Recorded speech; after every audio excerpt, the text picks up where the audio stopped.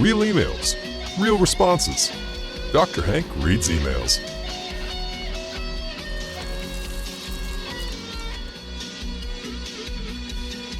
You've got mail. Hello and welcome to this inaugural episode of Dr. Hank Reads Emails, where I, Dr. Hank, read and respond to your emails. Today's email comes from the 8 a.m. class, and they write, "Good afternoon.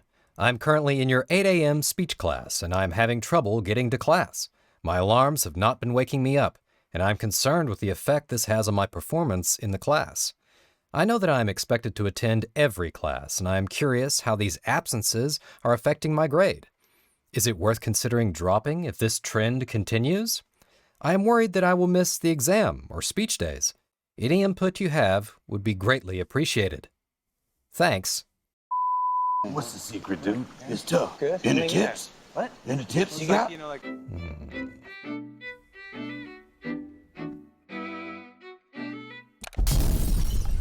First off, email communications are a form of communication, and anytime that you're communicating with anybody, you should have a plan and a goal. It is also very important that at least in your initial email, that you strictly adhere to a business email format. This means you include a subject line, a salutation, the body, and a valediction. Subject, hello, body, goodbye. As you get further and further into that email chain, you can adjust this format greatly. But in that initial email, keep this format. It will build your credibility and help you achieve the goal you desire to achieve. And this email follows this quite well. Now, this particular salutation, good afternoon, no inherent problem with it.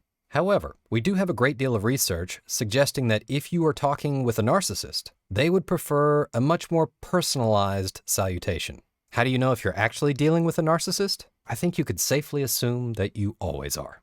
This will at least cover your basis. Finally, keep in mind that anytime that you are emailing anybody for anything, you're not only asking for the explicit ask in the email, you're asking for this person's time away from their hobbies, their passions, their family, their work, or at least other work. You're asking for time away from their life. If your question can be answered by Jeeves or Google, ask them first. And of course, sometimes you'll need to reach out to somebody, whether that takes their time or not. And you'll have much greater success if you structure that email in a business format, at least initially, personalize your salutation, and double-check Google before you click send.